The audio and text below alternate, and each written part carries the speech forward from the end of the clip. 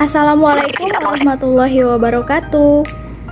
Perkenalkan, saya Nur Azizatun Munawaroh bersama dengan teman-teman saya, yakni Debiola, Elinda Ainun, Juliana Tanjung, dan Rini Suryani. Kami adalah mahasiswa semester 1 Program Studi Psikologi Universitas Abdurrab Pekanbaru. Kali ini kami akan membahas mengenai perkembangan kepribadian pada awal masa kanak-kanak. Dan video ini dibuat sebagai pemenuhan tugas ujian akhir semester dengan mata kuliah Psikologi Perkembangan Dasar dengan dosen pengampu Ibu Ito Nesya Nasution, MPSI Psikolog. Baiklah, di sini saya akan menjelaskan apa itu kepribadian. Kepribadian merupakan suatu organisasi yang unik pada diri setiap individu yang ditentukan atau dipengaruhi oleh faktor-faktor bawaan dan lingkungan sehingga menjadi penentu atau mempengaruhi tingkah laku. Kepribadian mencakup kebiasaan sikap dan sifat yang dimiliki seseorang apabila berhubungan dengan orang lain. Ciri-ciri kepribadian adalah karakteristik seperti sifat malu, agresif, mengalah, malas, ambisius, dan setia yang diperagakan oleh individu dalam sejumlah situasi. Dengan kata lain, ciri kepribadian adalah karakteristik yang bertahan yang memberikan perilaku seorang individu. Pencarian dini ciri-ciri utama dengan identifikasi 16 faktor kepribadian yang dipandang sebagai ciri primer kepribadian atau yang merupakan sumber perilaku yang umumnya konstan memungkinkan ramalan dari perilaku seseorang individu dalam situasi-situasi khusus dengan menimbang karakteristik untuk relevansi situasi awalnya. Baiklah, selanjutnya kita masuk pengertian perkembangan kepribadian. Perkembangan kepribadian anak adalah pola perilaku dan sikap terorganisir yang dapat membuat seorang anak menjadi individu yang unik. Kepribadian anak akan terus berkembang seiring perkembangan usianya. Perkembangan kepribadian ini telah dimulai sejak lahir. Pada dasarnya, setiap anak memiliki karakter yang unik yang telah dimilikinya sejak dilahirkan dan juga dipengaruhi oleh lingkungan sekitarnya. Pengembangan kepribadian bukanlah hal yang sederhana dan berlangsung secara singkat.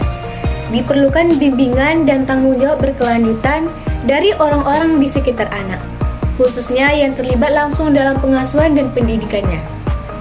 Aku bisa.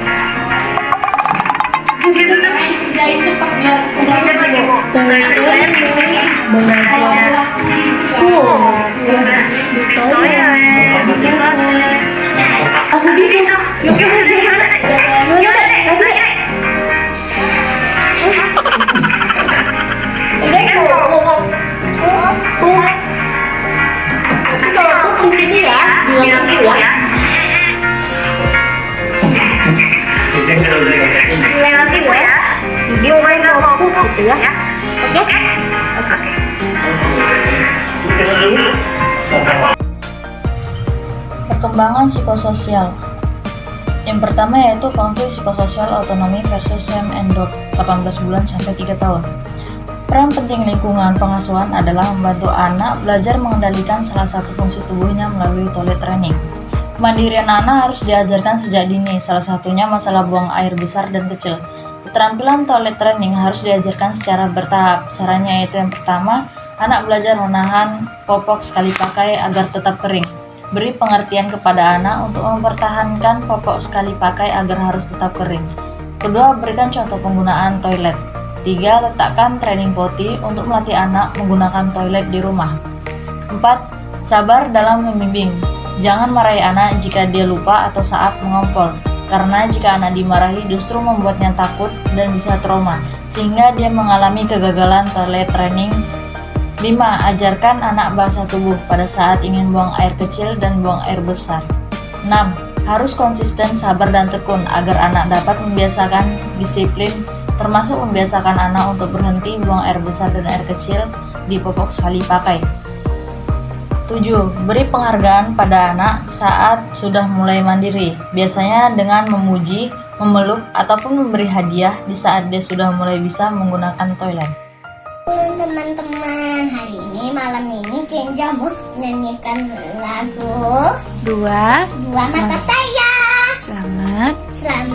Mendengarkan ya. Mulai. Dua mata saya,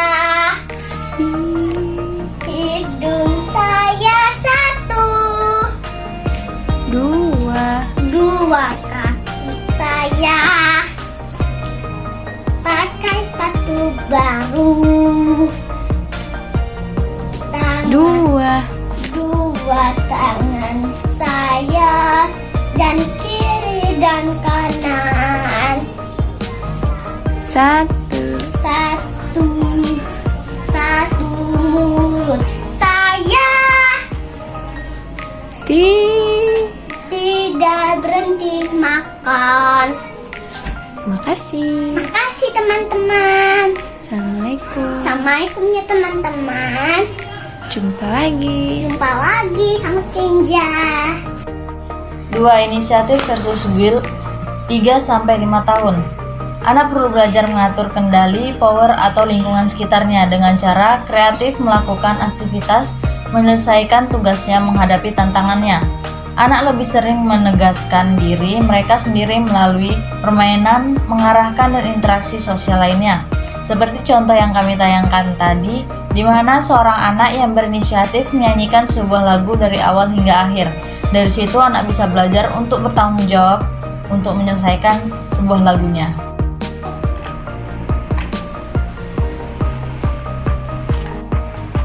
Oke, di sini saya akan menjelaskan apa itu perkembangan gender. Perkembangan gender adalah salah satu permasalahan yang tidak pernah habis untuk dibicarakan. Gender merupakan sifat-sifat yang melekat dan dimiliki seseorang, baik secara psikologis maupun sosiokultural, sebagai pembeda antara laki-laki dan perempuan. Hal ini berbeda dengan jenis kelamin, di mana gender dapat dipertukarkan dan dapat diubah. Gender merupakan salah satu aspek yang penting mempengaruhi perkembangan sosial pada masa awal kanak-kanak. Istilahnya, gender dimaksudkan sebagai tingkah laku dan sikap yang diasosiasikan dengan laki-laki atau perempuan. Bisa kita lihat contoh yang tadi kami tayangkan, di mana seorang anak laki-laki diberi pilihan oleh ibunya untuk memilih mainan, yaitu antara boneka dan juga mobilan. Anak laki-laki tersebut memilih mobil-mobilan, di mana pilihannya tersebut sama dengan jenis gendernya, yaitu laki-laki. Baiklah, saya akan menjelaskan mengenai gaya pengasuhan pada anak-anak. Setiap orang tua tentunya ingin yang terbaik bagi anak-anak mereka. Keinginan ini kemudian akan membentuk pola asuh yang akan ditanamkan orang tua kepada anak-anaknya. Pola asuh menurut Diana Baumrind tahun 1967, pada prinsipnya kontrol orang tua yaitu bagaimana mengontrol, membimbing, dan mendampingi anak-anaknya untuk melaksanakan tugas perkembangannya menuju proses pendewasaan. Diana Baumrind tahun 1967 dalam Santrok tahun 2009 membagi pola asuh dalam 3 bentuk. Yang pertama yaitu pola asuh otoriter atau authoritarian parenting, pola asuh demokratis atau yang disebut dengan otoritatif atau authoritative parenting, dan yang ketiga yaitu pola asuh permisif atau permissive parenting. Ikin tidak boleh jalan jauh-jauh ya. Ya. Nanti kakak pukul kalau Ikin jalan jauh-jauh. Mama pukul juga. Kudang. Baiklah, yang pertama saya akan menjelaskan mengenai pola asuh otoriter atau authoritarian parenting. Orang tua dengan tipe pola asuh ini biasanya cenderung membatasi dan menghukum anaknya. Mereka secara otoriter mendesak anak untuk mengikuti perintah dan menghormati mereka. Orang tua dengan pola ini sangat ketat dalam memberikan batasan dan kendali yang tegas terhadap anak-anak, serta komunikasi verbal yang terjadi juga lebih pada satu arah. Orang tua tipe otoriter ini umumnya menilai anak sebagai objek yang harus dibentuk oleh orang tua yang merasa lebih tahu mana yang terbaik bagi anak-anaknya.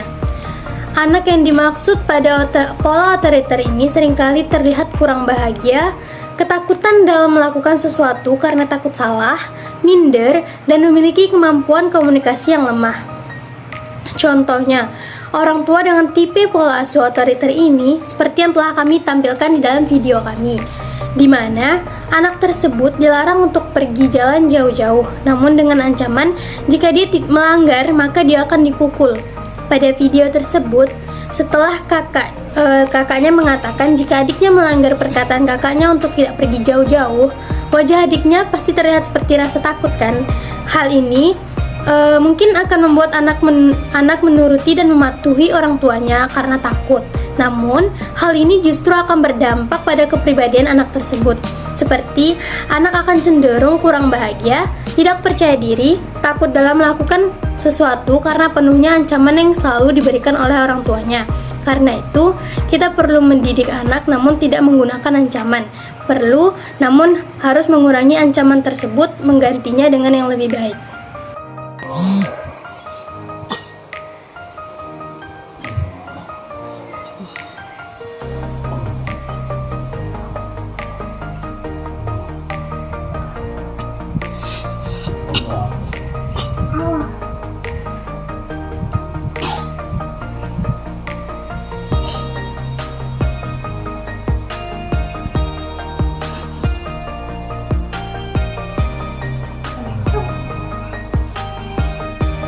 Pola asuh yang kedua yaitu pola asuh demokratis atau otoritatif. Pola pengasuhan dengan gaya otoritatif ini bersifat positif dan mendorong anak-anak untuk mandiri, namun orang tua tetap menempatkan batas-batas dan kendali atas tindakan mereka. Orang tua pada pola ini juga memberikan kebebasan kepada anaknya untuk memilih dan melakukan sesuatu tindakan serta pendekatan yang dilakukan orang tua ke anak yang juga bersifat hangat. Pada pola ini, komunikasi yang terjadi dua arah dan orang tua bersifat mengasuh sekaligus sebagai pendukung. Anak yang diasuh dengan pola ini akan terlihat lebih dewasa sendiri, ceria, mampu mengendalikan diri, berorientasi pada prestasi, dan mampu mengatasi stresnya dengan baik. Contohnya, pada video yang telah kami tampilkan, di sana terlihat anak kecil yang sedang mengikuti ayahnya yang sedang sholat. Ia melihat setiap pergerakan dari ayahnya dan mengikuti pergerakan ayahnya tersebut.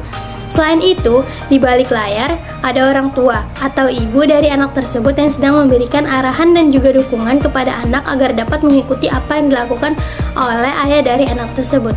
Jadi menurut saya, pola asuhnya akan benar-benar dapat mendorong anak menjadi mandiri karena anak bisa belajar sendiri dengan apa yang mereka lihat, namun tetap dengan dukungan dan pengawasan dari kedua orang tuanya.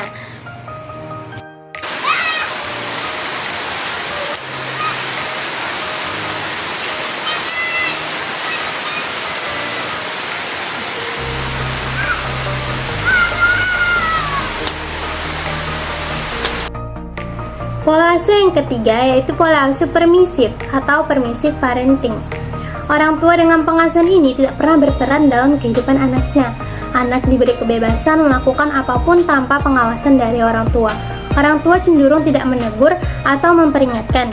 Sedikit bimbingan sehingga seringkali pola ini disukai oleh anak menurut Petranto tahun 2005 karena anak mendapatkan kebebasan yang tidak diawasi oleh orang tuanya. Orang tua dengan pola asuh ini tidak mempertimbangkan perkembangan anak secara menyeluruh. Anak yang dimaksud dengan pola ini cenderung melakukan pelanggaran-pelanggaran karena mereka tidak mampu mengendalikan perilakunya, tidak dewasa dan memiliki harga diri terendah dan terasingkan dari keluarga. Seperti yang kita telah tonton dari video sebelumnya, anak tersebut dibiarkan berlari-lari padahal hari kita lihat sedang hujan. Orang tuanya mungkin memberikan kebebasan kepada anaknya karena mereka merasa anaknya akan senang jika bermain hujan. Namun justru hal itu bisa membuat anaknya terluka. Tanpa orang tua yang melarang dia bermain seperti itu, anak akan merasa semakin bebas. Bisa saja dia berlari semakin cepat hingga terjatuh dan melukai badannya. Dan bisa saja karena tidak diawasi oleh orang tuanya, dia bisa pergi kemana saja tanpa diketahui oleh orang tuanya. Sehingga orang tuanya bisa saja kehilangan dia. Itu adalah beberapa kemungkinan yang akan terjadi. Jadi menurut saya, pola asuh ini sangat buruk diterapkan kepada anak karena sangat memiliki banyak dampak negatifnya, khususnya kepada anak. Perkembangan emosi. Setiap manusia yang lahir akan berkembang dari segi fisik, kognitif, sosial, dan juga emosi hingga nantinya dewasa dan menjadi karakter yang kuat dalam hidupnya. Pembentukan emosi mengacu pada reaksi anak terhadap berbagai perasaan yang dialami setiap hari dan membawa pengaruh besar terhadap cara pandang, menyelesaikan masalah, mengambil keputusan,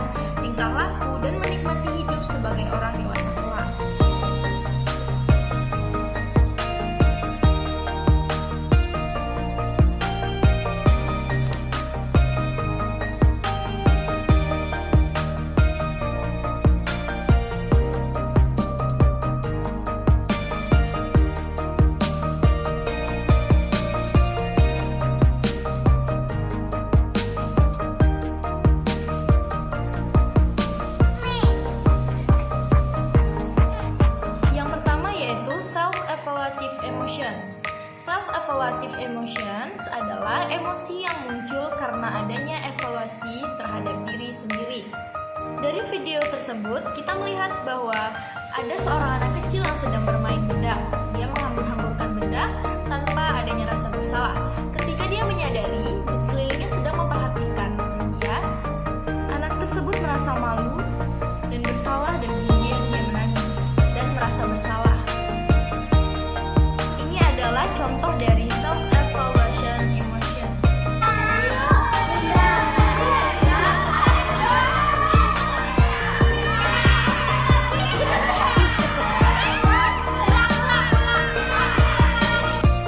Selanjutnya yaitu simultaneous emotion.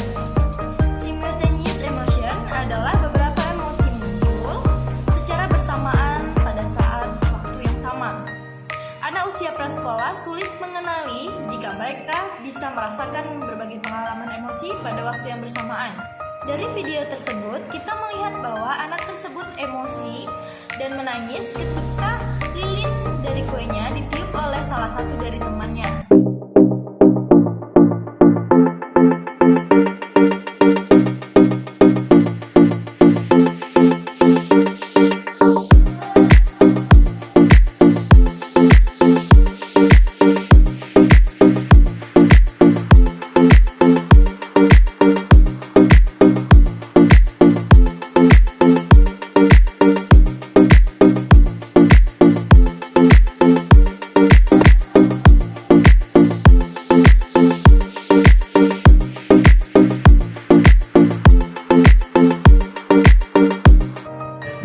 Baik teman-teman, tanpa kita sadari ternyata kita sudah memasuki materi yang terakhir.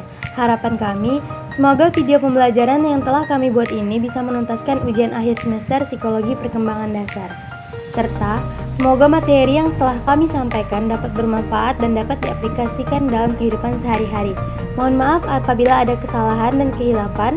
Akhir kata kami ucapkan wassalamualaikum warahmatullahi wabarakatuh.